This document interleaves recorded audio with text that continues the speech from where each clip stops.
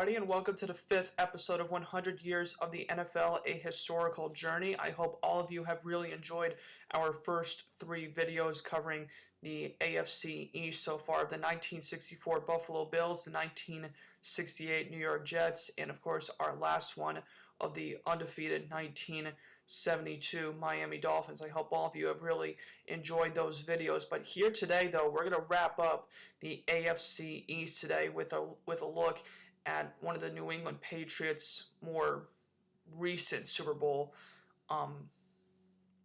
victories that they had over the course of this century. As of course everybody knows that they have won 6 Super Bowl titles ever since the turn of the 21st century. But here, though, I said on my last broadcast that I was going to cover the 2016 New England Patriots and their run to Super Bowl 51. Now, I understand that some Patriots fans, might look at me and say, why do you choose that 2016 squad over some of their more impressive squads, even from the early years, or even maybe 2014 squad as well. But through my analysis, though, this is the reason why I chose their 2016 team. One of the reasons is the 2001 and 2003 squads were a little weak on offense. Of course, 2001 was the year where Brady replaced Drew Bledsoe, and he had to orchestrate that offense that season to lead the Patriots to a huge upset over the Rams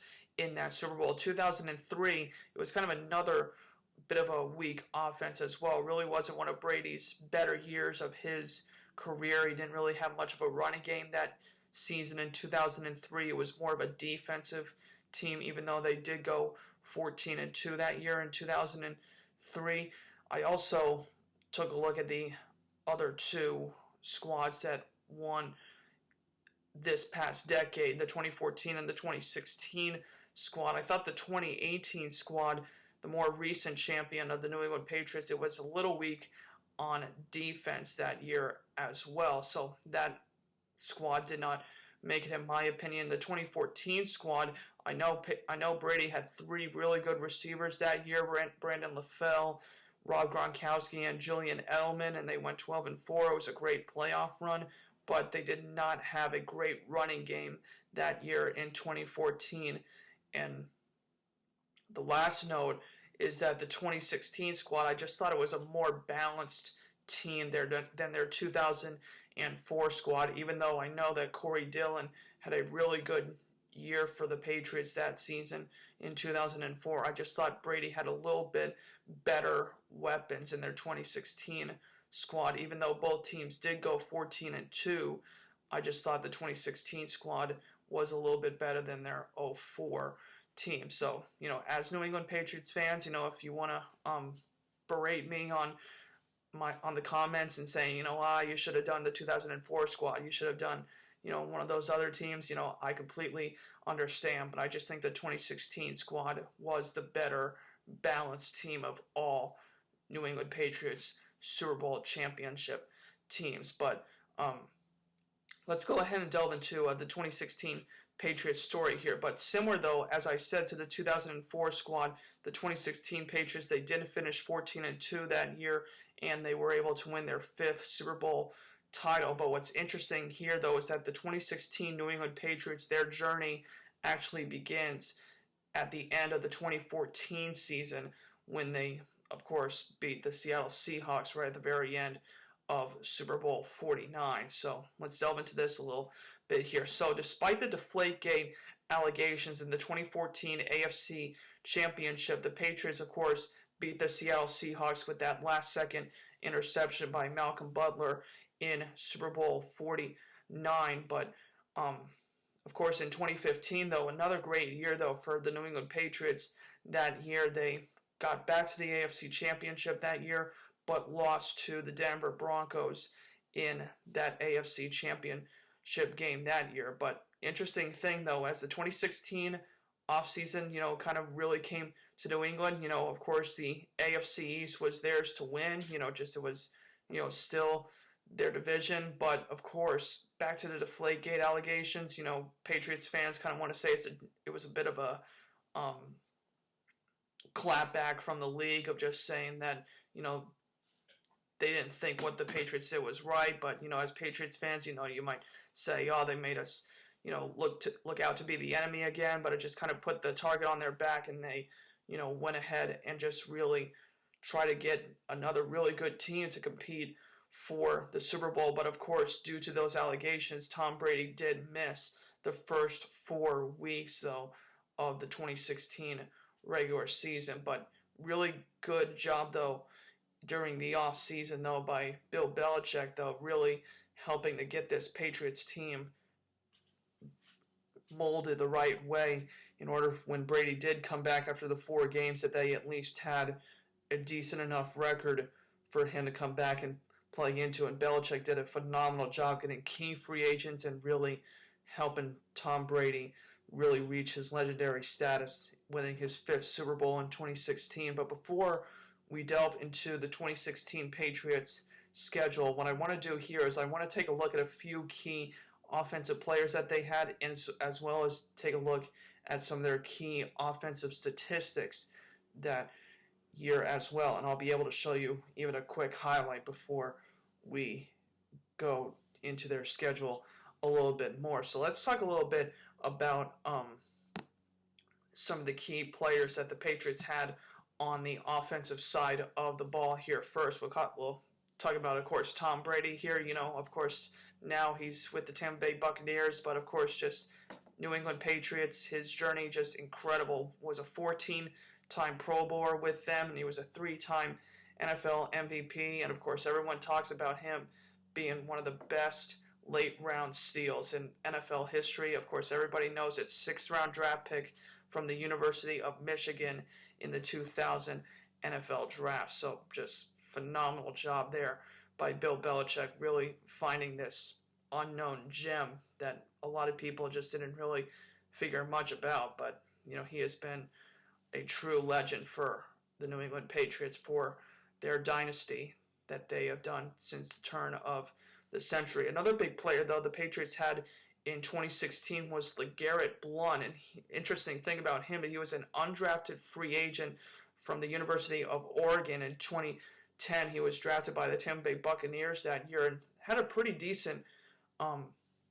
few years with Tampa Bay before New England signed him halfway through the 2014 regular season. But Blount had a really great year in 2016 to really help that New England running game out, which was kind of one of the weak things that Brady didn't really have for much of his career, including some of his Super Bowl runs. They just did not really have as dynamic of a running game as they had in some of their other Super Bowl seasons. But LeGarrette Blount really did his part in really helping out that Patriots offense to create some balance in 2016. Their other big key offensive player was Julian Edelman. And, I was talking about this with someone the other day of saying just you do not need, just these big, high first-round draft picks to, be big dynamic playmakers for your team. For Edelman's case, he was a 7th-round pick from Kent State in 2009, and just, he was a phenomenal wide receiver for Brady to work with. And in fact, during the 2013 regular season, just 3 years before their 5th Super Bowl in 2016, he had 105 catches during the regular season during 2013. So Bill Belichick, just the mad genius that he is, just, really finding these guys just from these unknown places and just really working them into the Patriots system very, very well, and really did a phenomenal job with Julian Edelman over his years. Another big playmaker, though, the Patriots offense had that year in 2016 was tight end Martellus Bennett. This was an interesting free agent pickup for the New England Patriots, even though Rob Gronkowski was still pretty healthy at that time. But, for Martellus Bennett, he was a 2nd-round draft pick from Texas A&M in 2008. The Dallas Cowboys actually drafted him that year, and he was a 2014 Pro Bowler with the Chicago Bears, actually, with them that year before the Patriots offered him a contract during the 2016 offseason. So just, once again, just Bill Belichick really finding these key guys. And, of course, Martellus Bennett, I think it was kind of going through his head of saying that, Of course, I'm probably going to be the backup to Rob Gronkowski, but Bennett played a really big role for the Patriots that year because Gronkowski started struggling with injuries, and we're going to get to that later when we talk about their schedule in just a little bit. But before we do that, though, let's take a look at some of the Patriots' key offensive statistics now. In 2016, the Patriots offense was the third ranked offense in the NFL that year. In 2016, they were fourth in passing and seventh in rushing offense, and they had 19 rushing touchdowns that year. So it was a really good year for the Patriots running game to really get back to their old ways of really generating that balance for a really good offensive year. And perhaps the most impressive thing about the whole year for the 2016 Patriots, they were really, really stingy about not turning the ball over that year. They only committed 11 turnovers that whole year, which was the fewest in the NFL that year. They only lost 9 fumbles, and blow you away right here. Tom Brady, that whole season after he came back, those 12 games that he did play, he only threw 2 interceptions over those 12 games. So just insane numbers that Tom Brady was able to pull off, just coming back and just really putting himself right back into the system and just not being careless at all. Just really phenomenal work by the New England Patriots offense, really generating a phenomenal offensive game plan for most of the season. Also, though, the Patriots were also a really disciplined team as well. They only committed 93 offensive penalties that year in 2016, which was the 4th fewest in the NFL that year, and their offensive line only allowed 24 sacks that whole year as well, which was the 5th fewest in the league that year.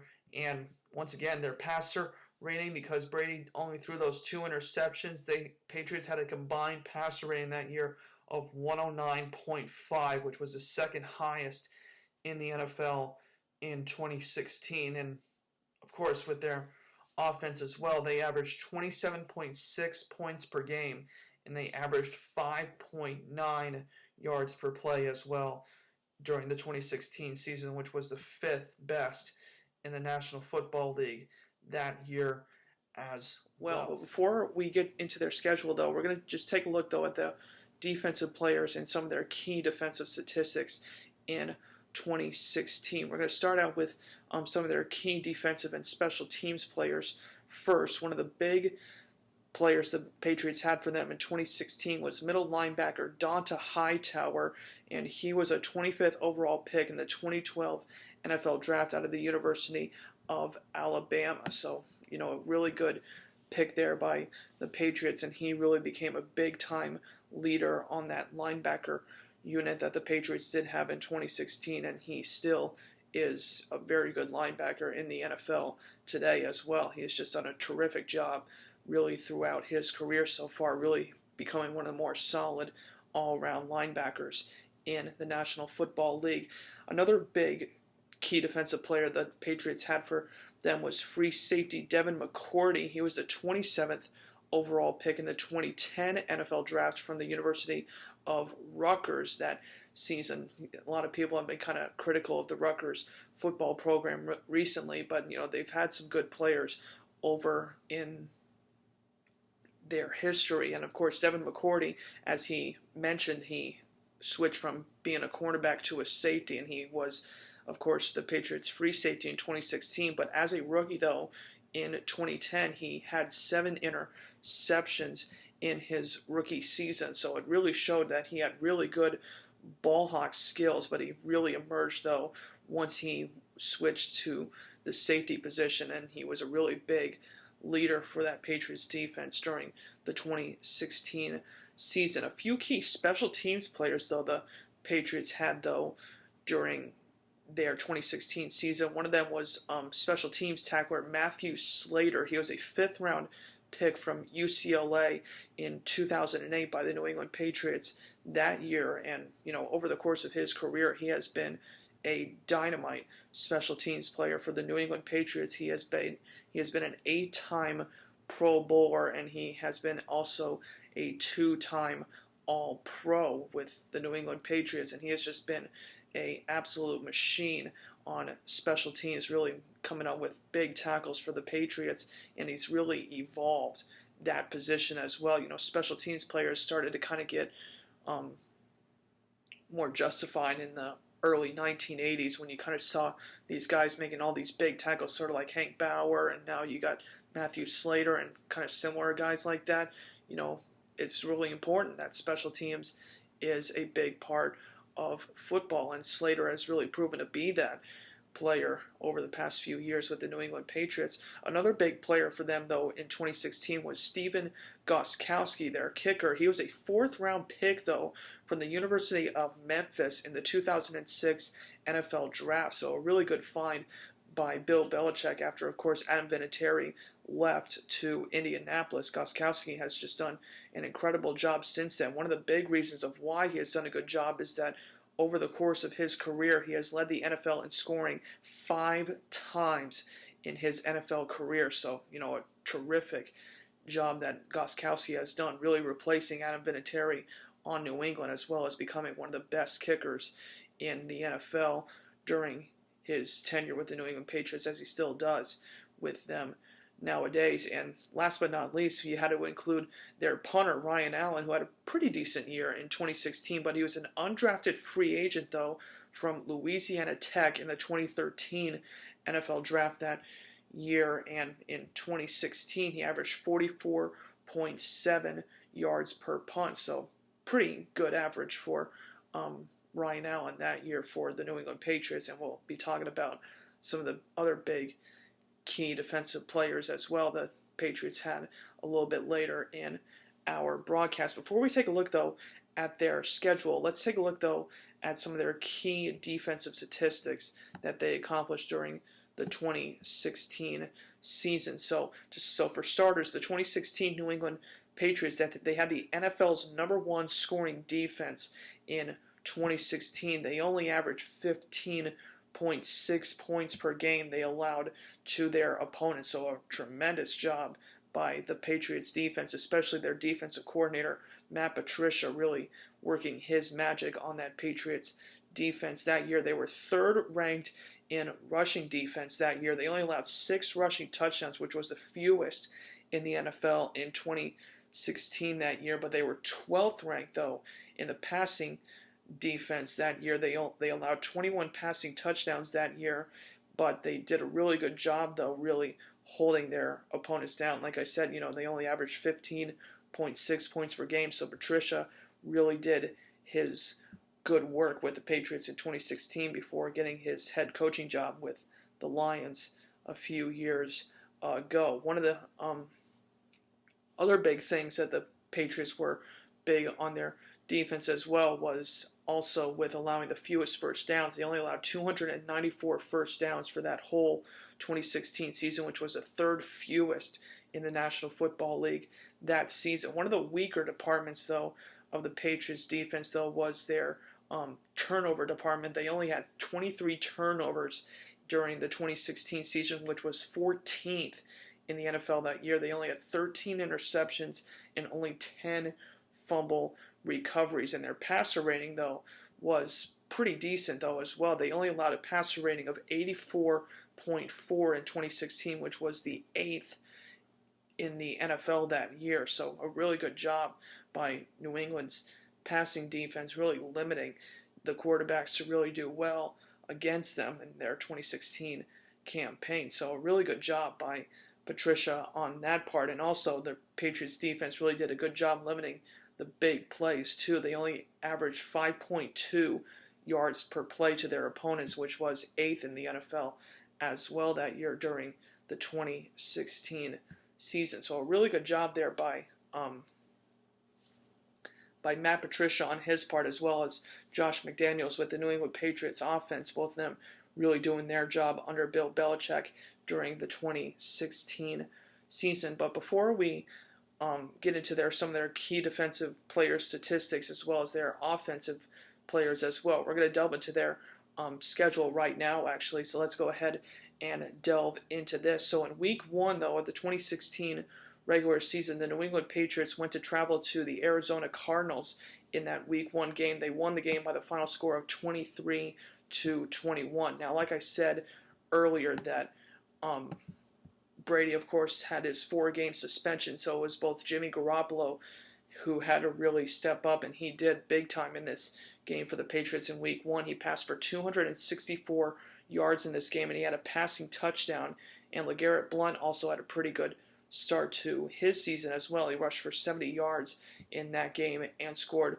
a rushing touchdown. And both Julian Edelman and another really good receiver they had, Chris Hogan, they combined for 10 catches for 126 yards in that Week 1 game, and their defense had 3 sacks on Carson Palmer in that Week 1 game. So a really good start there by the New England Patriots. The Week 2 game against the Miami Dolphins in this one, the Patriots won this game by the final score of 31-24 in this game. This turned out to be another really good game for Jimmy Garoppolo in this game. He passed for 232 yards in this game, had 3 passing touchdowns, and this was a really good game as well for LeGarrette Blount. He rushed for 123 yards in this game and scored a rushing touchdown. And once again, the Patriots receiving game still better as always, as they did. Both Martellus Bennett, their tight end, and Danny Amendola had the big game in this one. They had 9 catches for 162 yards in this game, and the Patriots defense forced 2 interceptions in that win in Week 2 against the Miami Dolphins. Week 3 of the 2016 season, the Patriots traveled to play the Houston Texans in this game. They won this one really convincingly, 27-0 in this game against the Houston Texans in this one. This turned out to be kind of an interesting game here in this one because Jimmy Garoppolo got hurt in that Week 2 game, so Jacoby Brissett, his backup quarterback, had to get into the game in this one, and both him and LeGarrette Blount really combined big in the rushing department in this game. They combined for 153 yards rushing in this game and scored 3 touchdowns between them two, and both Julian Edelman, Danny Amendola, and another wide receiver they had named Malcolm Mitchell, they combined for 88 yards receiving in this game. But the Patriots defense did a really good job in this game as well, with 2 sacks and an interception in a big Week 3 win, pushing the record to 3-0 to start the season. But Week 4, though, this was their first step back for the Patriots here. They lost to the Buffalo Bills in this one, 16-0 in this game. Jacoby Brissett had a little bit of a better passing game in this game, but just could not really punch any points in for the Patriots in this one. He did pass, though, for 205 yards in this game, and both Martellus Bennett and James White, they combined for 10 catches for 159 yards in this game, but of course they just could not punch it in to the end zone or get in good range for Gostkowski in this game. The defense did have 2 sacks in this game, but it was their first loss before Tom Brady came back to them in the Week 5 game. In that Week 5 game, in which the Patriots really developed into their winning chemistry for that whole season, Week 5, they played the Cleveland Browns in this game. Patriots won this one by the final score of 33-13 in this game here. Tom Brady, first game back, had a phenomenal game against the Browns in this one. He passed for 406 yards in this game and passed for 3 touchdowns. In both LeGarrette Blount, James White, and a backup wide receiver they had named DJ Foster did a really good job in the running game in this one. They combined for 80 rushing yards, and LeGarrette Blount had a rushing touchdown in this game. But this turned out to be a really big day, though, for the Patriots receivers to get going as well. Both Chris Hogan, Martellus Bennett, and Rob Gronkowski combined for 290 receiving yards between the 3 of them, and Martellus Bennett had a really big game in this one. He caught 3 touchdown passes from Brady in this game, and their defense stepped up again as well with 2 sacks and an interception in their Week 5 win against Cleveland to push their record to 4-1. In Week 6, the Patriots traveled to play the Cincinnati Bengals in this one. They won this game by the score of 35-17 in this game. Brady, once again, another really good performance for him. He passed for 376 yards in this game and also threw 3 touchdown passes in this game. LeGarrette Blount and James White kind of split the rushing difference between them. They only rushed for 69 yards in this game, but LeGarrette Blount, once again, he had a rushing touchdown in this game, and Rob Gronkowski and James White were the big receivers in this one as well. They combined for 209 receiving yards between them. Gostkowski had a receiving touchdown. James White had 2 receiving touchdowns in this game. And once again, defensing, doing their good job against Matt Patricia. They only finished with 2 sacks in this game, but still did a good job holding down the Cincinnati Bengals in that Week 6 win over Cincinnati. In that one, Week 7, the Patriots played the Pittsburgh Steelers in this one. They won this one, a little bit tighter game in this one, won it 27-16 in this Week 7 game against Pittsburgh. Brady only passed for 222 yards in this game, but he did throw 2 touchdown passes in this game. But LeGarrette Blount, another really big game for him in this one, 127 yards rushing in this game, and he did rush for 2 touchdowns. And the big trio wide receiver duo in this game was James White, Julian Edelman, and Rob Gronkowski. They had 185 receiving yards between them, and James White had another receiving touchdown in the game. And Malcolm Butler, the big-time cornerback that they had, he had an interception off Ben Roethlisberger in a big Week 7 win for the Patriots in that one. Week 8, the Patriots played another really impressive game in this one. They won against the Buffalo Bills, really avenging that early season loss. They won this one 41-25 in this game for the Patriots here. And once again, Tom Brady just keep on rolling around what he did after coming back from the suspension. He had 315 passing yards in this game. He threw 4 touchdown passes in this game. LeGarrette Blount and James White and even Tom Brady got into the rushing department as well. The 3 of them combined for only 73 rushing yards in this game, but LeGarrette Blount, another rushing touchdown for him in this game. But this was 4 wide receivers who really gelled in this game. Both Chris Hogan, Rob Gronkowski, Julian Edelman, and Danny Amendola, they had a receiving touchdown each in this game, and they combined for 266 receiving yards between them. So just another phenomenal offensive game here. And Trey Flowers for the Patriots defensive line in that game, he had 2 sacks in that game against the Buffalo Bills, really doing a good job molding of what their team was going to be. Then the next week in Week 9, they had the bye week that week, but then in Week 10, this was their second loss of their season in this one. Really tight game, though. They lost to the Seattle Seahawks in that Week 10 game. 31-24 was the final score in this game. Tom Brady, he did throw, though, for 316 yards in this game, but this was the game where he threw his first interception. Remember what I said about Brady only throwing 2 interceptions that whole season. This was the game that he did throw his first interception of that season, which kind of cost him as their only second glaring loss in their 2016 season. LeGarrette Blount, though, he did rush for 3 touchdowns in this game, but he only rushed for 69 yards in the game. But both Martellus Bennett and Julian Edelman, they combined for 14 catches for 201 yards in this game. And both Trey Flowers and Rob Ninkovich had 3 sacks in the game, but the Patriots did fall short in that Week 10 loss to Seattle. Week 11, the Patriots, though, got right back onto the winning ways in here. In Week 11, they played the San Francisco 49ers in this game. They won this one by the score of 30-17 in this game. This turned out to be a big game for Tom Brady once again. 280 yards passing in this game and threw 4 touchdowns after throwing his first interception of the season in his last game. LeGarrette Blount, another really good 100-yard rushing day for him. He rushed for 124 yards in this game. No rushing touchdowns for him, but both Julian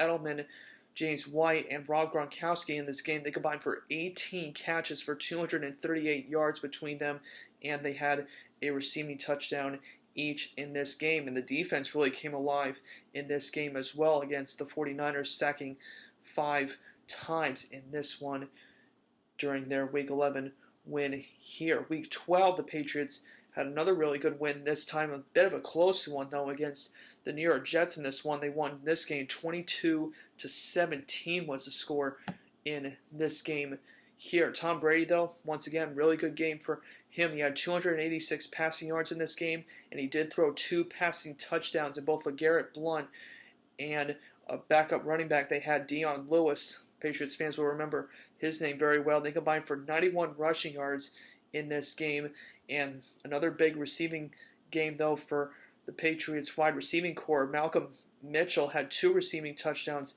in this game, and both Chris Hogan and Julian Edelman pitched in as well. The three of them combined for 195 receiving yards in this game, and the defense had 1 sack and 2 fumble recoveries in their Week 12 win against the Jets. Week 13, the Patriots in this game went to play the Los Angeles Rams. In this game, they won this one 26-10 was the score in the Week 13 game. Tom Brady, once again, 269 passing yards, in this game against the Rams. He did throw another passing touchdown in this game. LeGarrette Blount, he also had a rushing touchdown in this game and had 88 rushing yards. But the big receivers, once again, Chris Hogan, Julian Edelman, and Malcolm Mitchell, they combined for 206 receiving yards between them in this game. Chris Hogan had the receiving touchdown in this game. Defense, though, really big day, though, against the Rams in this one. They had 2 interceptions and they had 4 sacks in a big Week 13 win for the Patriots in that one. Week 14, the Patriots played another really tight game in this one. They won against the Baltimore Ravens in this one. Final score was 30-13 for the Patriots in this win for them in Week 14. Tom Brady, once again, really big day for him. 406 passing yards in this game, 3 passing touchdowns, but this was the game there where he did throw his second interception of the season. Just to be mind blown about how he only threw 2 interceptions in that whole regular season, but just really limiting his mistakes, being a stingy offense as the Patriots did with their turnovers. LeGarrette Blount had another decent game in this one. He had a rushing touchdown and rushed for 72 yards in this game. And once again, Patriots receiving core just keep on rolling as they did all season. Chris Hogan, Malcolm Mitchell, and their tight end, Martellus Bennett, they had 240 combined receiving yards between them, and they had a receiving touchdown each between them. So Brady really just mixing it up with his receivers that whole year and doing a really good job with it. And once again, Patriots defense, same thing as well all season, taking care of their business. They had 2 sacks and they had 1 interception in that Week 14 win against Baltimore. Week 15, the Patriots played in this game. They played the Denver Broncos in this game. Tight one, though. Only 16-3 was the score in this win for the Patriots in Week 15. Brady was only limited to 188 passing yards in this game, but both Dion Lewis and LeGarrette Blount really combined to really spurt that Patriots rushing game in this one. They rushed for 126 yards between them. LeGarrette Blount had another rushing touchdown in this game, and Julian Edelman and Martellus Bennett, they had 8 catches for 110 yards in this game. Defense, same story as well. Just a really good game against Denver. In this game, they had 4 sacks, 2 fumble recoveries, and an interception in that Week 15 game to push their record to 12-2. Very impressive for them. But Week 16, the Patriots in this game played against the New York Jets in this one. Blowout in this one. Final score in this game was 41-3 in this game. Just a really dominant performance by the Patriots in this one. Brady, 214 passing yards in this game, and he passed for 3 passing touchdowns in this game. And once again, Dion Lewis and LeGarrette Blount, really good job between them two. They combined for 102 rushing yards in this game. LeGarrette Blount had 2 rushing touchdowns as well here, and James White had a receiving touchdown in this game, along with Martellus Bennett and Julian Edelman pitched in as well in the receiving department. The 3 of them, they combined for 141 receiving yards in this game. And the Patriots defense, once again, a really good effort against the Jets here. 3 interceptions in this game, 2 sacks, and 1 fumble recovery against their division rival, pushing their record to 13-2. Week 17, Patriots cinched their 14-2 season. Another really impressive win in this one against the Miami Dolphins in their Week 17 win here. Tom Brady, really good way to finish his season off. 276 passing yards in this game, threw for 3 touchdowns. LeGarrette Blount and Dion Lewis once again really just gelling that Patriots running game right before the playoffs in this one. They combined for 99 rushing yards in this game. Blount had another rushing touchdown here. Julian Edelman, Chris Hogan, and Martellus Bennett, a threesome, really doing a good job as they did all season. 211 receiving yards they combined here, and both Julian Edelman and Martellus Bennett had receiving touchdowns here. The Patriots defense finished their season off as impressively as they did. They finished this game with 1 interception and 1 fumble recovery against the Miami Dolphins, really cementing their 14-2 season before the postseason. And he wasn't allowed to play for the first 4 games of the season. So it appears we have the end of the Deflategate saga. I have made the difficult decision to no longer proceed with the legal process. To see one of your best friends not get to suit up and play with you over something we won't get into, but you know, it's kind of, you know, you get that feeling like that's some ugh, you know, ugh. To the end line, touch and go. That's what we need. You know, Coach Belichick's a machine. Yeah, because you're not right. You can't run fast. Same thing that happens in the game. He'll get up in front of the team, announce what happened, and we're moving on. And obviously this one was a little different than a lot of the other things that we've gone through. But Coach Belichick has a mindset where I can't waste my time on something I can't control. With the GOAT MIA, the Patriots relied on a battering ram. Give to Blount, he rambles up the middle, and then he pushes forward, driving the ball to the end zone. Touchdown, Patriots! Hey, that's how you won, boy. Garoppolo dropping back, looking to throw. Lobs it down the left side, Hogan wide open, has it in the 10 and stride. Goodbye! Brady's backup, Jimmy Garoppolo, won his first start. And in his second, he threw 3 touchdown passes in the first 17 minutes. On the money! Touchdown, Patriots! But he left the game with a shoulder injury. Everybody on the team was like, dang, our starter gone for 4 weeks. We just lost Jimmy. When you see your backup quarterback go down, and it's just like, man, it's going to be one of those seasons. But you got to put in your mindset, you know, the train's got to keep moving. Patriots down to the 3rd quarterback. Doesn't matter, the train keeps rolling. Usually the LeGarrette Blount Express runs north and south, but occasionally he veers off track. I'm like, okay, this is my chance. I don't really get these tosses, so in order for me to get some more, I got to make something out of it. LeGarrette Blount trying to get outside, he does. To the 25, hurdles over man to the 40-yard line. I know big boy can jump like that. He showed me something new. Number 41, I just seen him dip his head down. Whenever they dip their head and turn their head, they're not wanting to hit you. I just jump over him, and I just seen another guy coming, and instead of just running straight down the sideline, I just look at him, and I turn towards him, and I go try to run him over. The Florida native has been running over NFL defenders since his days as a Tampa Bay Buccaneer. He pounds off right guard into Packer territory, dragging Packers with it. He's on his feet to the 35. He runs over another guy in green. Got a block to the right 20. LeGarrette Blount refused to go down. I've seen it run multiple times. It's posted everywhere. Somebody just posted it on Instagram on some kind of NFL highlights page. Obviously, you're not expecting to break all those tackles. You just keep your legs moving, keep your legs moving, keep your legs moving. Just make sure whenever y'all do y'all top 10 greatest runs in NFL history, put that on there, please. I've always wanted to be an NFL player. Where I grew up at, Perry is a small place. And they've had a lot of good athletes come through, my dad being one of them. And every game I played, it was always, man, you ain't gonna never be better than your daddy, boy. Got into high school, no matter how good of a season I had, I just kept on hearing it and kept on hearing it. To this day, I can go home right now and talk to some of the people, and they'll still tell me, boy, you're half as good of an athlete as your dad was. I used to race him growing up. I could never beat him, never. When I got 14, he said, you think you could beat me? I'm like, yeah, I feel like I could beat you right now. He said, go. And now running. And when I see myself catching him and I got beside him, I said, well, yeah, this the one. I'm gonna never race him again after this. And I got past him and I beat him. Another give to LeGarrette across the 40 to the 35, 30, he breaks away. Now when I break these long runs and stuff, after the game, I get a phone call from him and I'll be like, what you think? How'd I do? He was like, oh, I know.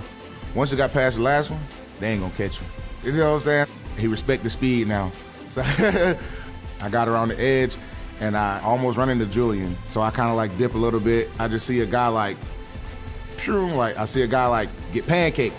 Boy, ended up taking him down. Just ended up pancaking him.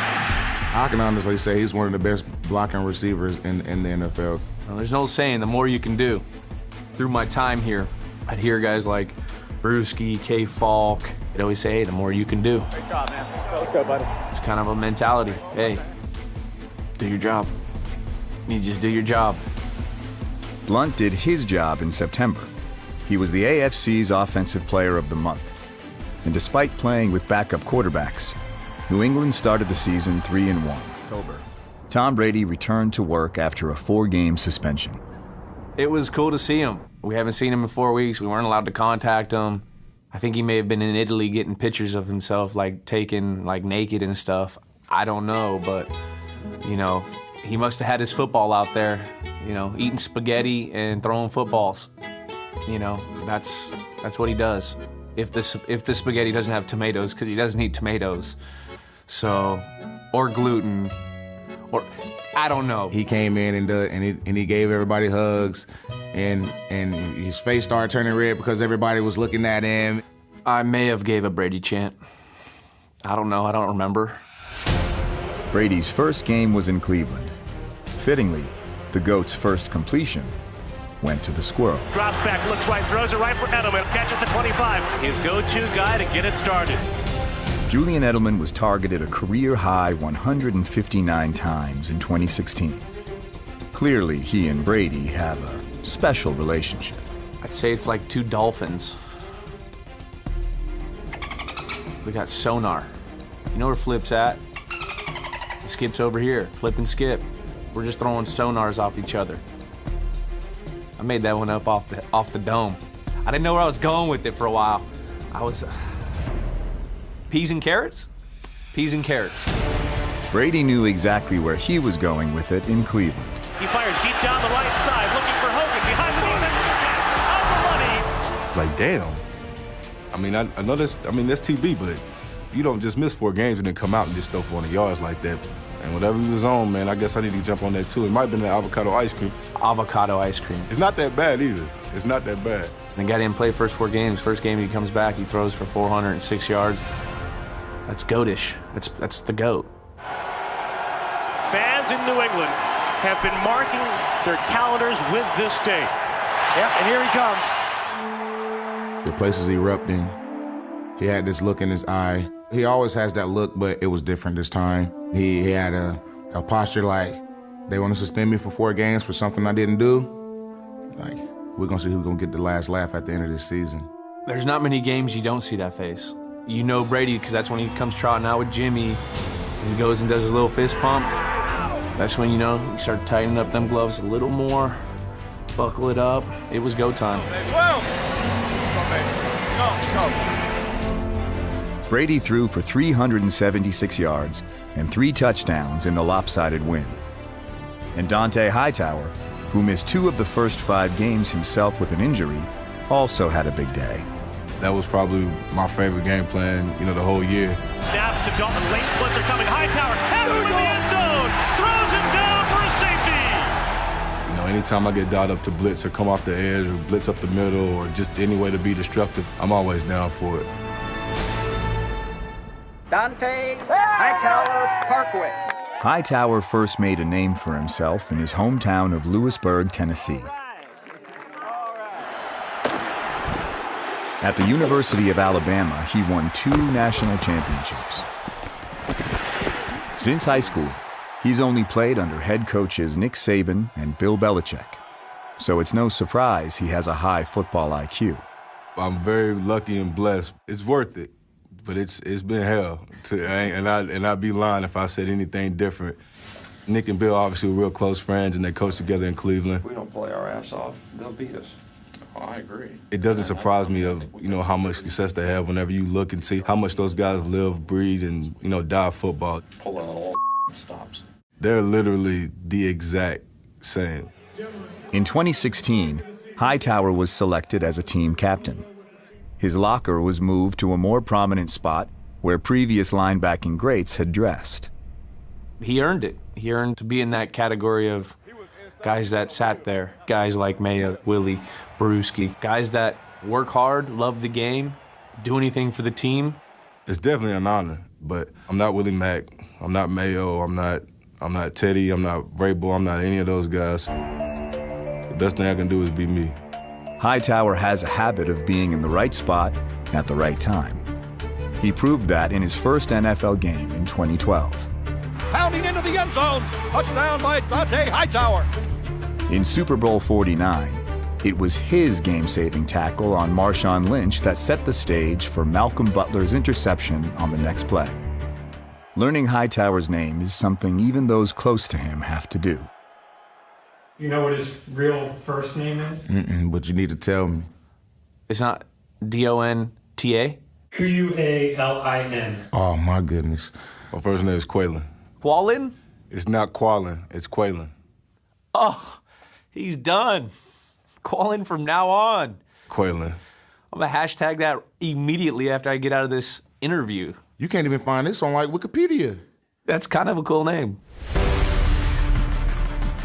In Pittsburgh, they're familiar with the name Blunt. LeGarrette was a Steeler in 2014, and before he even played in a regular season game, he was making headlines. The Steelers running backs Le'Veon Bell and LeGarrette Blount have been charged with marijuana possession following a traffic stop. In November of 2014, after he left the field before a game was over, the Steelers released Blunt. The Patriots signed him. In the AFC Championship, he scored 3 touchdowns, and he helped New England win Super Bowl 49. In his return to Pittsburgh, Blunt ran for 127 yards. LG, keep running that rock, baby. I love it. He scored 2 touchdowns to bring his total to 8 in 7 games. Phenomenal rushing game by LeGarrette Blount. The following week, Julian Edelman scored his first touchdown of the season. Come on, Joel! Come on, Joel!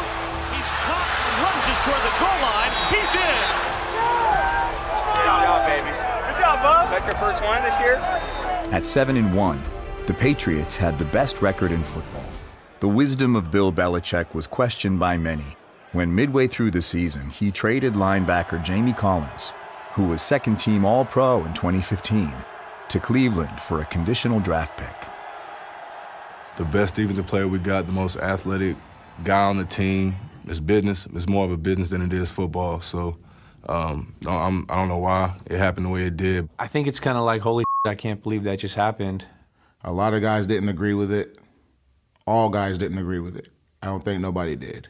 You never know what Bill is thinking. But I know that every decision and every move that he makes, he always makes it for the best interest of the team. There's a reason why he's been so successful in what he's done. And, I mean, it's hard to argue with it. Everyone's, like, looking around like, am I next? Like, you just never know. Job security might not be an issue for everyone in New England. And in a rematch of Super Bowl 49, it was LeGarrette Blount who showed his value to the Patriots. Gets outside to the 10, to the 5, touchdown! Good job, Bill! Blount scored 3 touchdowns, including this 1-yard run in which he took 30 steps. The end zone, and LeGarrette Blount still on his feet, lunging to the right. He's in! Touchdown, Patriots! We'll call that blunt force trauma.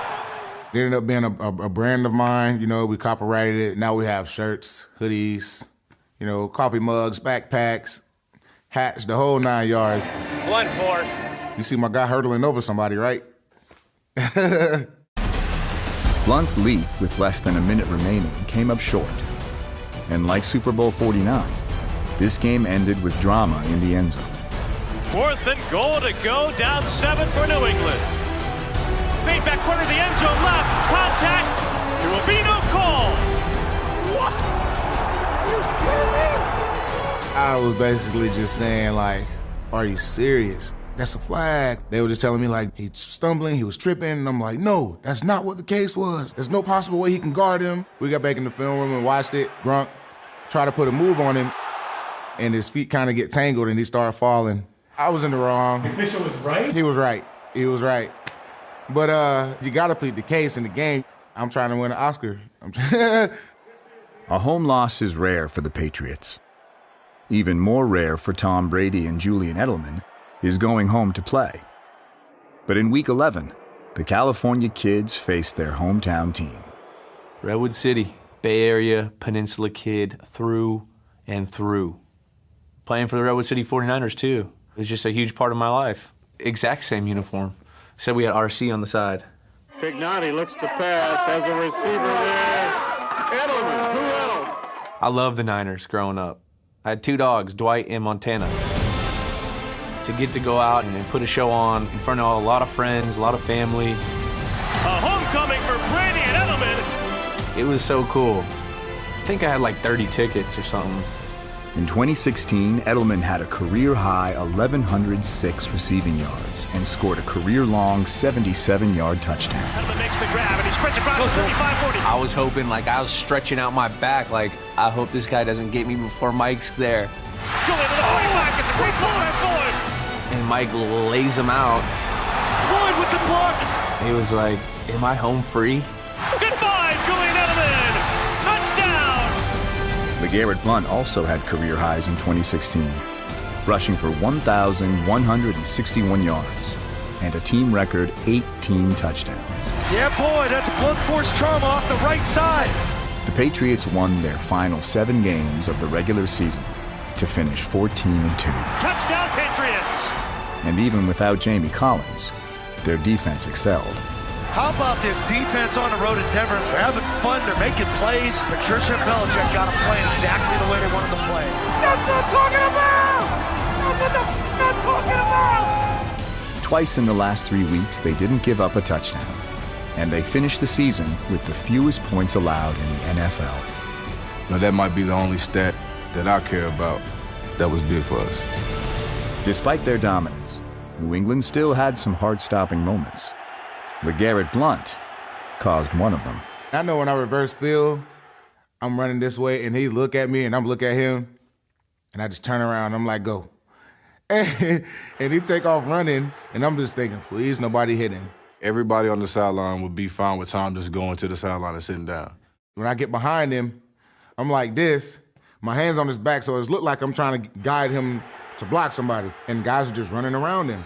He come out of there unscathed, and I feel like that's definitely 100% of respecting. 100% of respecting. Most of Blount's runs weren't so roundabout. On and off the field, he now seems to prefer the straight and narrow path. Touchdown, Patriots! Congratulations. I appreciate it. Most importantly, the man you are. Yes, sir. How much you've grown to become who you are. Appreciate it. All day, Jack. Jack, he's our team chaplain. I've matured a lot. I've learned how to handle, certain situations a lot better. I just got myself around all the right people. LG, we need you. Need you, LG.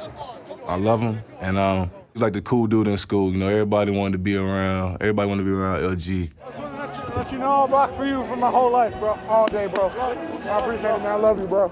You have to transform yourself. You have to grow. You can't stay the same person for 7 years or else you won't be successful in this league. Merry Christmas. Merry Christmas. Thank you. Merry Christmas. Welcome back, everybody, to 100 Years of the NFL, a historical journey. I hope you enjoyed watching some of their regular season highlights thanks to the America's Game version of the 2016 New England Patriots there. We're going to go ahead and we're going to round out their postseason schedule here, and we're going to take a look at some of their key statistics from their individual players across their 2016 season as well. So, of course, the Patriots finished the regular season with a 14-2 mark in their amazing regular season that they had. But in the divisional round of the playoffs, though, they played the Houston Texans once again in this game, and they won this game by the final score of 34-16. And this turned out to be kind of a strange game for Tom Brady, actually, in this one. He passed for 287 yards in this game, and he did throw 2 passing touchdowns, but he also did throw 2 interceptions in the game as well. So he was a little bit shaky in the divisional round game, but Dion Lewis had a really good game, though. He had 64 scrimmage yards, and he did have 2 touchdowns in the game, and both Julian Edelman and Chris Hogan had big games and had a big game in this one. They had 12 catches for 232 yards in this game, and the Patriots defense really came alive in this one. They had 3 interceptions and 3 sacks against the Houston Texans in that divisional round game. In the AFC Championship game, the Patriots played the Pittsburgh Steelers in that 2016 AFC Championship game. They won this game by the final score of 36-17. Really good victory for the Patriots in this one. Brady, a much better game in the AFC Championship game. He passed for 384 yards and 3 touchdown passes. LeGarrette Blount had a rushing touchdown here, and Dion Lewis also helped in the rushing department. Both of them combined for 58 rushing yards in that game. But once again, Julian Edelman and Chris Hogan were the big wide receivers in this game. They combined for 298 receiving yards between them and 3 touchdowns. And the Patriots defense also stepped up really well, picking off Roethlisberger once, and they had a fumble recovery in that AFC Championship game win. And then, of course, Super Bowl 51, just an incredible game in this one. Of course, everybody knows the tremendous comeback journey of the Patriots in that game. They were down 28-3 and just kept, the ball rolling just as they did all season. They had a very veteran team. They did not panic. They did not let the Falcons just jump ahead of them too far, even though they were down by 25 points. But somehow, some way, they really set the mark for really an incredible comeback, which they ended up winning Super Bowl 51 in overtime, the first overtime game in Super Bowl history, by the final score of 34-28 in that game. Tom Brady, another phenomenal game that he had in this one, even though he did throw an interception, but he did throw for 466 yards in this game, and he did throw 2 touchdown passes. LeGarrette Blount and James White and Dion Lewis, the threesome actually, they combined for 87 rushing yards in that game, and James White had 2 touchdowns, including the game-winning touchdown in overtime in that game. But one thing that I want to say about this game, though, like I said, about a very veteran team that they had just incredible receivers in this game. Julian Edelman, James White, Danny Amendola, Malcolm Mitchell, Martellus Bennett, and Chris Hogan. Between all those receivers, they combined for 464 receiving yards in that game and scored 2 touchdowns. And James White led them with 14 catches in that game. But you think about it, though, that is 6 different receivers that Brady trusted to throw to in Super Bowl 51 that really set the mark to get them to make that huge comeback victory that they were able to accomplish in Super Bowl 51, really getting them their 5th Super Bowl title in franchise history. So just a tremendous postseason journey, including their comeback in Super Bowl 51 for both Tom Brady and the Patriots franchise. And of course, as well, the Patriots defense did their part in that game as well. They sacked Matt Ryan 5 times in that game and also had a key fumble recovery early in that 4th quarter as well to help them with that victory. So just a really impressive journey by the 2016 Patriots, both in the regular season and postseason. Before we conclude, let's go ahead and take a look, at some of their key statistics on both offense and defense that they had during the 2016 season. So let's go ahead. We'll start out with Tom Brady here, who, of course, like we said, he missed the first 4 games of the season due to his suspension, but still finished his season incredible with a Pro Bowl honor. But he passed for 3,554 passing yards during the regular season. He had 28 passing touchdowns, and like I said, only threw 2 interceptions that whole year during his 14 games. Really impressive there. And he was also only sacked 15 times during the regular season as well. His other 2 quarterbacks who really stepped up early on, Jimmy Garoppolo and Jacoby Brissett, they did a really impressive job themselves. They combined between the both of them for 902 passing yards in their first 4 games. Garoppolo had 4 passing touchdowns during those games, and Brissett had a rushing touchdown as well. So a really good job by Brady's backup quarterbacks really stepping up for those first 4 games, getting them to that 3-1 mark. And then Brady did his job, going 11-1 in his 12 starts during the regular season. His running back, as I said, LeGarrette Blount, he did a really good job really developing that balance for the Patriots offense during that season. He rushed for 1,161 yards during the regular season. He rushed for 18 touchdowns, which led the NFL that year and averaged 3.9 yards per carry. And even though he was really the only running back to carry most of the workload, as we kind of went through their season, Deion Lewis kind of started getting involved a little bit, but it was really James White who was the hero in the Super Bowl. He actually turned out to be a really good third down running back, a really good receiving back for Tom Brady during that year. He had 60 catches that season for 551 yards and scored 5 touchdowns. So a really good regular season by James White, and then he continued it into the postseason. And once again, Bill Belichick doing his job as the general manager, really finding these unknown guys. James White, he was a 4th-round pick in the 2014 NFL draft from the University of Wisconsin. So a really good draft pick there by Bill Belichick during that season in 2014. Tom Brady's main wide receiver, Julian Edelman, he had a really good season as well. He had 98 catches during the 2016 season, which was the 4th most in the NFL that year, for 1,106 yards, but only scored 3 receiving touchdowns. But, as we're going to go through these statistics, just knowing how good Brady's other receivers were behind him, it was just incredible just how well they were balanced out. And this is the reason why I chose their 2016 squad rather than their 2004 squad. And as well for Julian Edelman, he actually stepped up a little bit on special teams as well. He had 15 punt returns during the 2016 regular season as well. His tight end, Martellus Bennett, he had a really good year as well. He had 55 catches for 701 yards and scored 7 receiving touchdowns during the regular season. But Bennett also contributed really well in the postseason as well. He had 11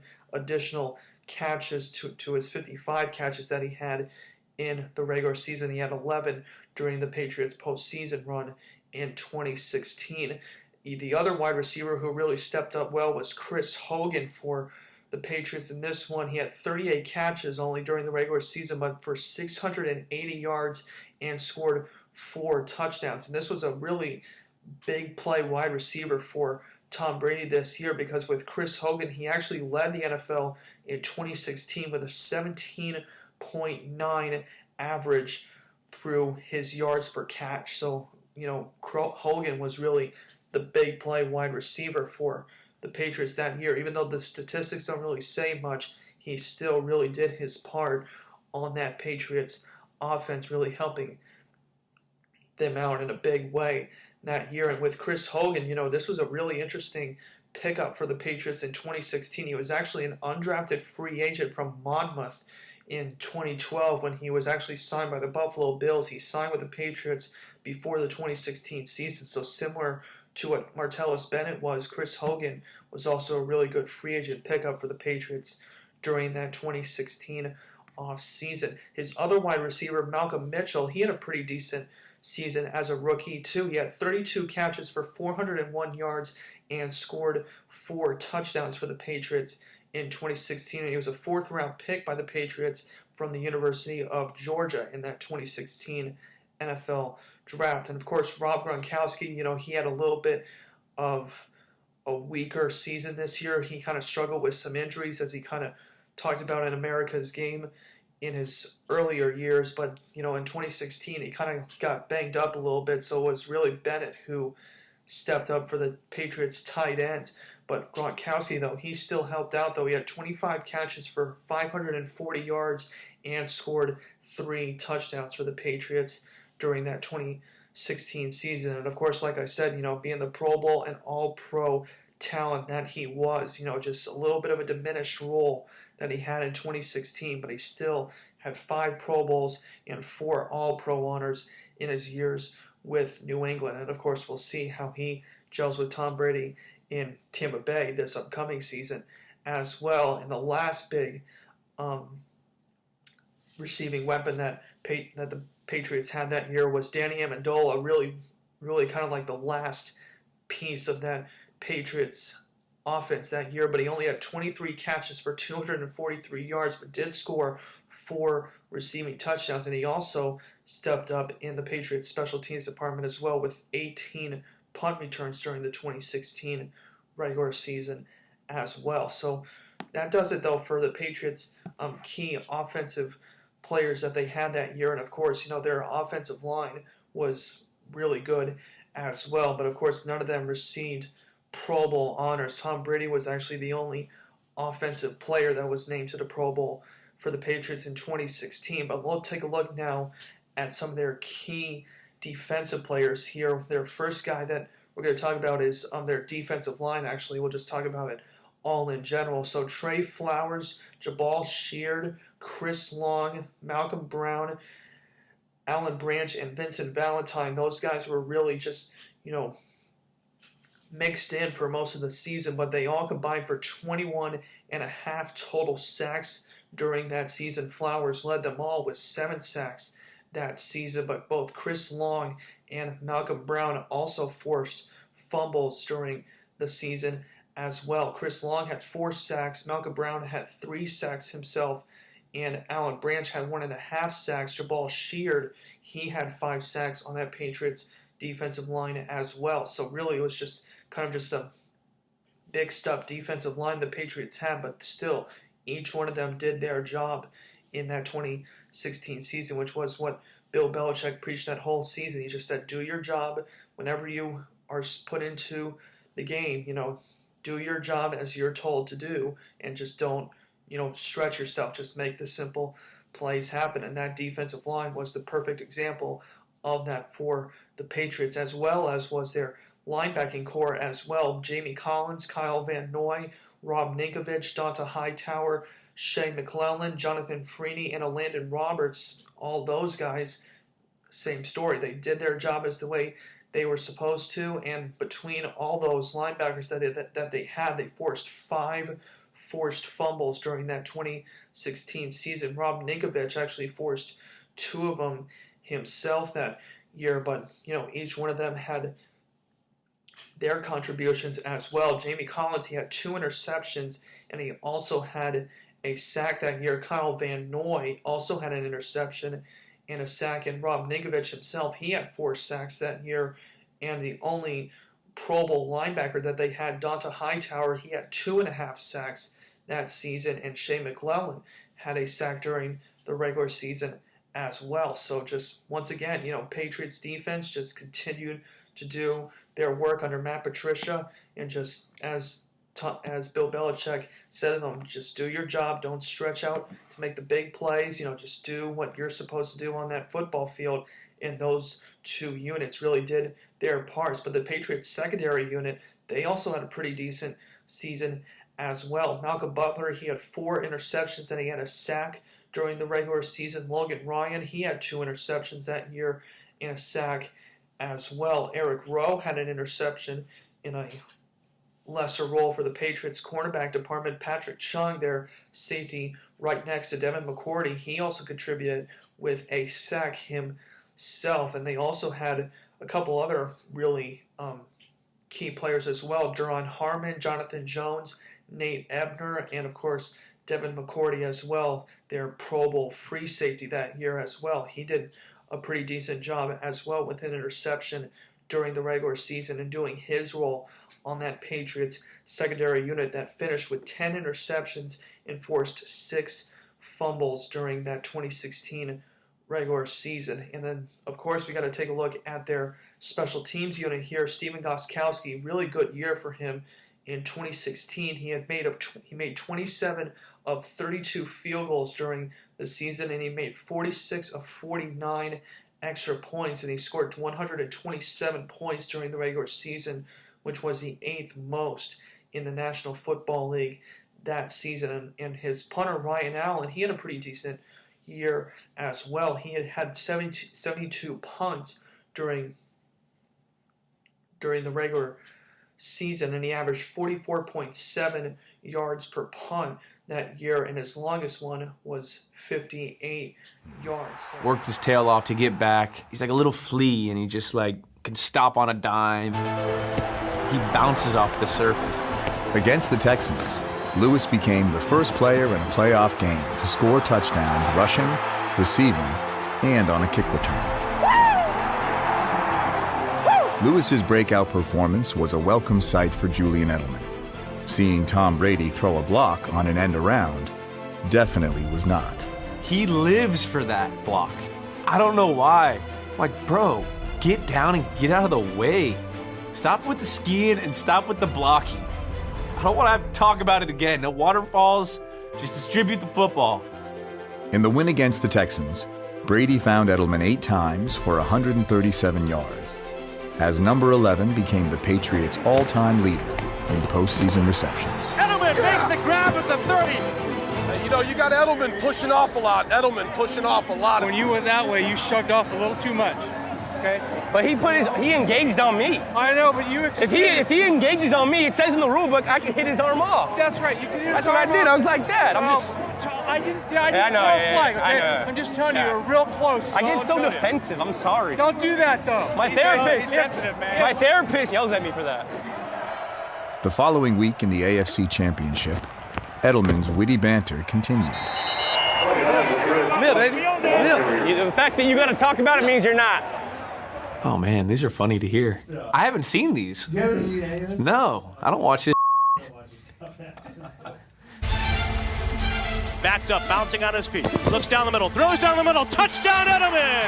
Edelman and Chris Hogan combined for 17 catches and 3 touchdowns. He tosses it back to Brady on a flea flicker. Got him. He had Mitchell open. He throws instead for Hogan to the right. Touchdown, Patriots!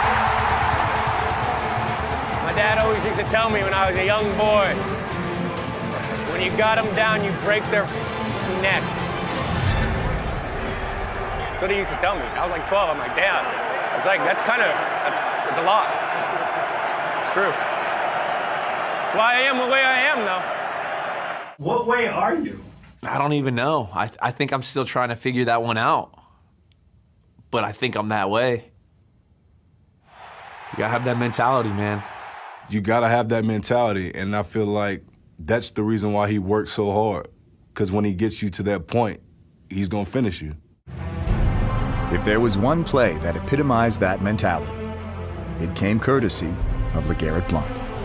Gives it to Blount, runs it to the left side, 15-10, lowers the shoulders, driving the legs, taking a pile to the 5, still on the move, unrelenting, LeGarrette Blount to the 2. Oh, you gotta be kidding me. For him to carry, 5 or 6 guys like that, the dude is different. He a different breed, man. Blunt force trauma. Our guys come out of nowhere and just kind of hit the pile and try to keep on bringing the pile. That was like a little microcosm of how we want our team, I guess. Jumping on the pile, pushing the pile. 8 dudes in, let's get 9. Brady, come join us. It's a party. Those types of plays fire you up. It was a statement.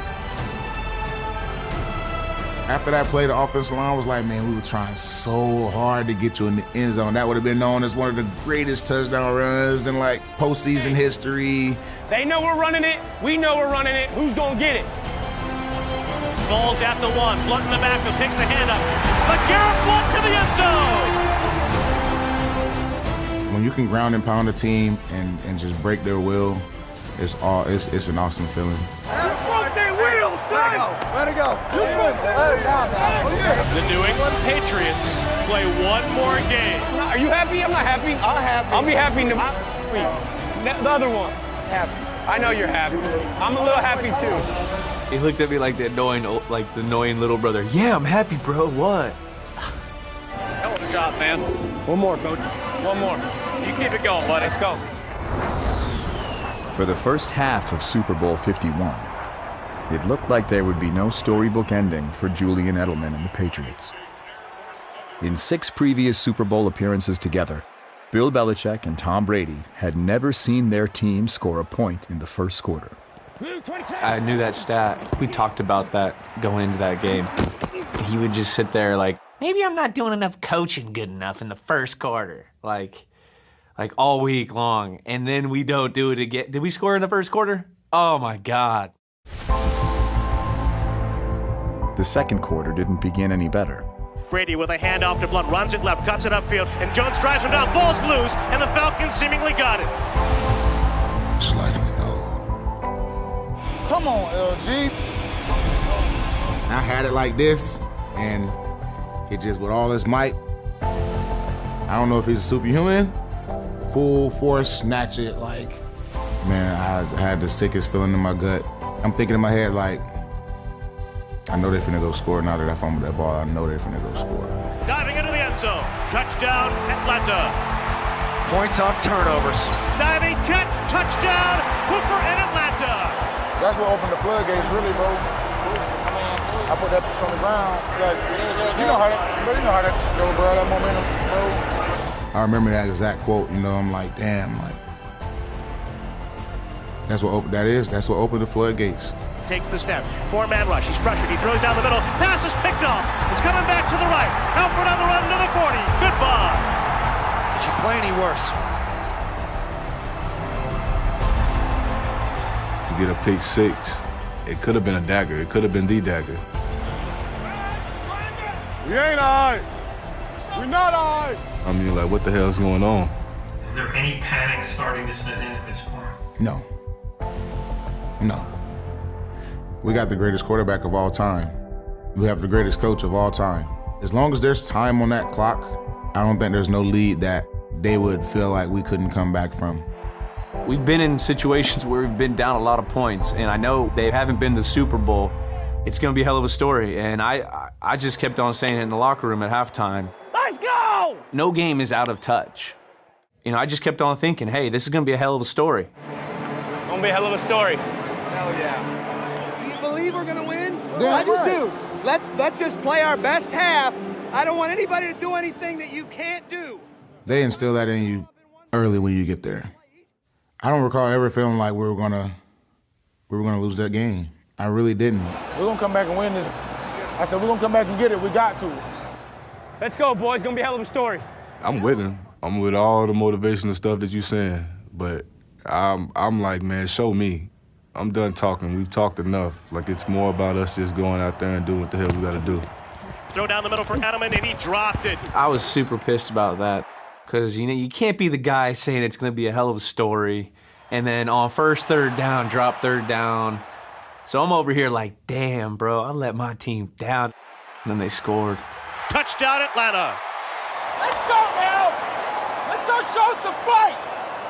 Come on now, let's go. He knows the exact moment and the exact time to, be vocal. Come on, boys, let's go now. He has, like, indicators. Got locked in now, laser focus. Oh, if this happened, I know exactly what to say. Play tougher, harder, tougher, everything. Everything we got. When he starts hitting that octave, that high note. Hey, no fear. No fear, cut it loose. That's when you know he's here for some business. Fires left, catch made by White, trips to the inside, dives across the goal line. Touchdown, Patriots! That's how it starts right there. All you need is one. And maybe, just maybe, there's the one you need. Let's go now. We been here. Let's go now. We gotta get the ball out. We need to stop right here, bro. Right here. No more mistakes, no more bads. There's none of that no more. Everything gotta be perfect. Everything's gotta be perfect. Need a turnover, D. Ryan waits on the step, backs up, blitzer coming, and Hightower gets to the quarterback. Ball is loose. Patriots sacking Ryan and recovering at the 25. What a terrific blitz by Dante Hightower. He runs right past Devontae Freeman. Matty P made a great call. Matty P is Matt Patricia, who once pursued a career as a rocket scientist. Dante Hightower thinks his defensive coordinator still looks the part. Straight up crazy, mad science, rocket scientist. That's the classic Matty P. If when he cuts his beard, I think he loses his swag. I mean, Matty P, he ain't got that much swag, but that beard is all his swag. On the game's pivotal play, New England's mad scientist was at his diabolical best. In this one, I was ridiculously wide to the backside of Matt Ryan. He didn't see me because I was outside. Yeah. So he looked and went. Yeah, he didn't even see me. By the time he looks at me, I'm just swatting and pushing him to get him out the way. By that time, I'm right at Matt Ryan, and I see him getting ready to let the ball go, so see ball, get ball.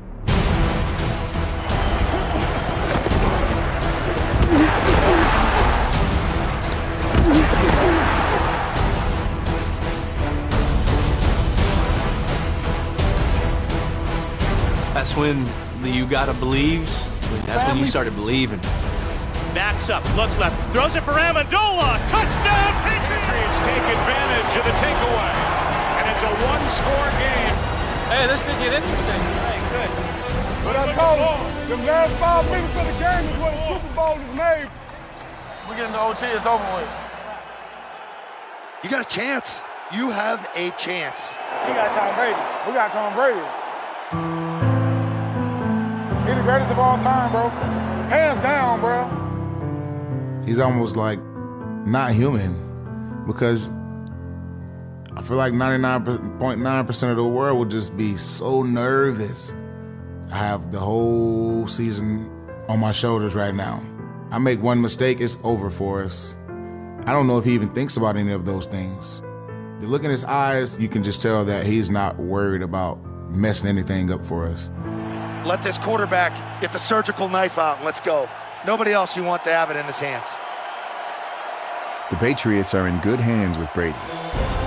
The football is in good hands with Edelman. For Edelman, ball's tipped, and Julian diving for it. Like, I was 90% sure. So I'm sitting there like, gotta sell him. It was a catch. Let's go. I got it. I caught it. We sit over there, I'm like, did he really catch that? He didn't catch that.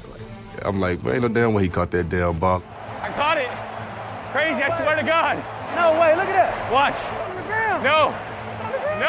They're showing it slow down on the Jumbotron. I'm like, bro, he actually caught that. Oh, that's a catch. It don't get no better than that, man. But I wouldn't expect anybody else to make that catch but Jules. Man, that was crazy. That's crazy, bro. Hey, Jules always come up in the huge moments, though. My God, that's incredible. We were blessed by the football gods on that one. Gotta believe, bro. Let's go. Gotta believe. Gotta believe, boys. Tom Brady set Super Bowl records with 466 passing yards and 43 completions.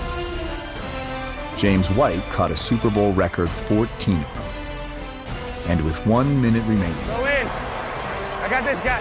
White scored his first rushing touchdown of the entire season. To White, up the middle. Touchdown, Patriots! And now the biggest two-point attempt in the history of the Patriots franchise. Now it comes down to this. 57 seconds to go, a 2 for the tie. Tom takes the step, quick throw to Amendola, screen left, reaches across the goal line. It's a tie game in Super Bowl 51. I can't believe it. Yeah! Don't ever count Tom Brady out. Best ever. Best ever in my book. And we go to overtime here in Houston. New England gets to call the toss. Heads. They have called heads. It is heads. New England has won the toss. Ball game. I think everybody kind of knew if we get the ball first in overtime, it's a wrap. I'm not gonna lie, once we won the toss, I knew we were winning. Let's go score and win this thing, baby. We just climbed over Mount Everest to get back in this game. I had a feeling like they can't stop us now. Go on! Money's on the line, feed number 11. He will be there in clutch time. We got to get in the end zone, bro.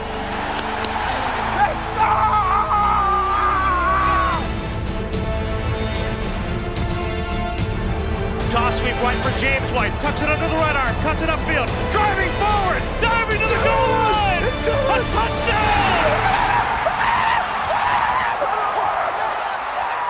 I ended up falling, screaming like a little girl all the way across the field. I think it was Malcolm and AB coming, running and jumping on me, and I couldn't breathe, but I didn't care.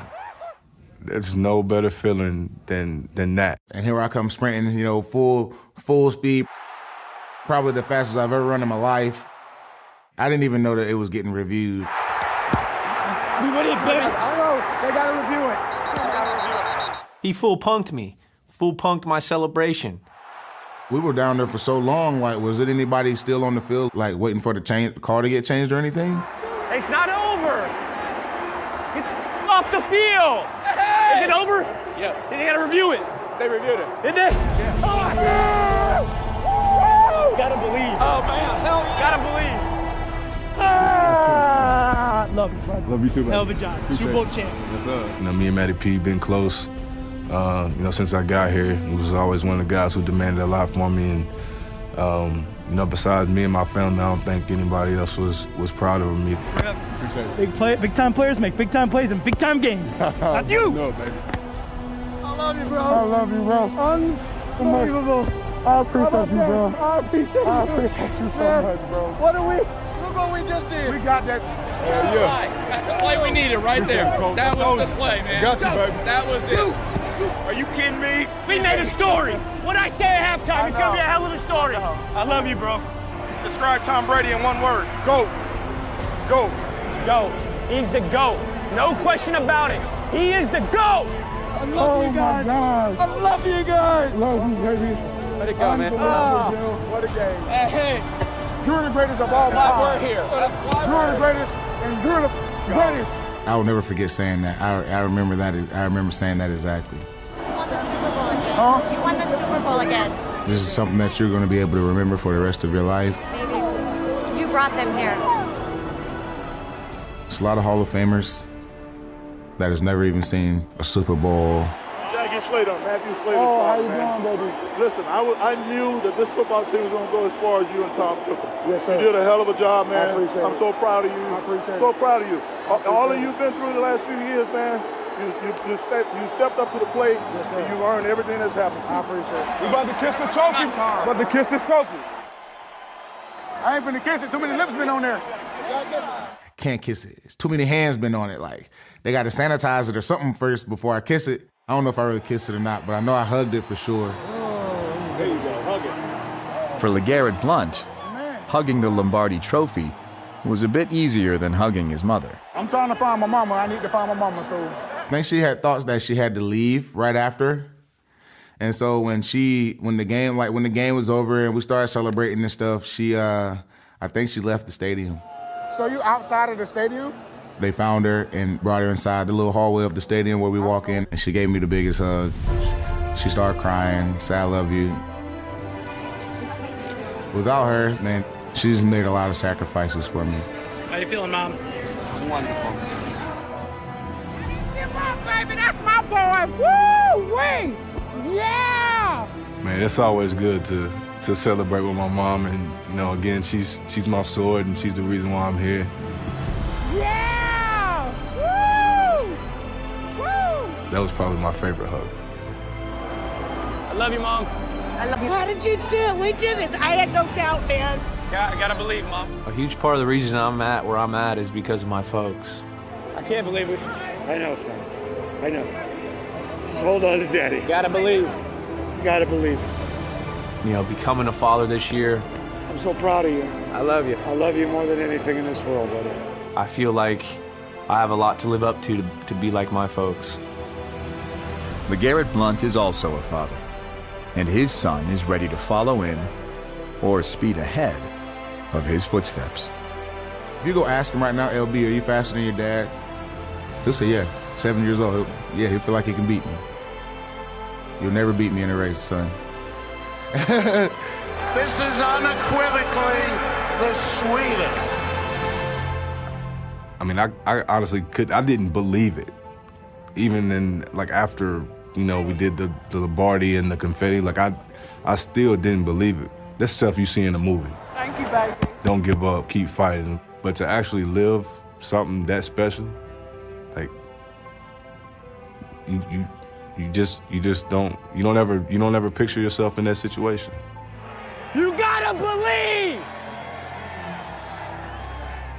Yeah, it was a hell of a story. All four teams, though, in the AFC East, you know, as we covered, the 1964 Bills, 1968 Jets, 1972 Dolphins, and the 2016 Patriots, all four of them were really known for their great defense, and they also had several key Hall of Fame offensive players as well as big All-Pro and Pro Bowl players that they had for all four of these teams. But how do all four of these AFC East teams fare, though, against the AFC North teams we have coming up? And that's what we're going to delve into in our next broadcast, as we will be delving into the AFC North next week, as we'll be able to talk about the 1948 Cleveland Browns and their perfect season, actually, during the All-American Football Conference years. So that will be our topic for our next broadcast right here on the 100 Years of the NFL, a historical journey podcast here. So as I said in all of my videos, you know, if you have an idea or a story that you want me to delve into about your favorite team, or something that you want me to talk about, your favorite player or anything, just feel free to comment on one of my YouTube videos, or even go onto my Facebook or Twitter account and send me a message, and I'll be sure to look into it for you. So as I always say, you know, I hope you guys have a great night, everyone, and I hope all of you continue to stay safe during these difficult times. CBS Sports thanks you for watching this presentation of the National Football League.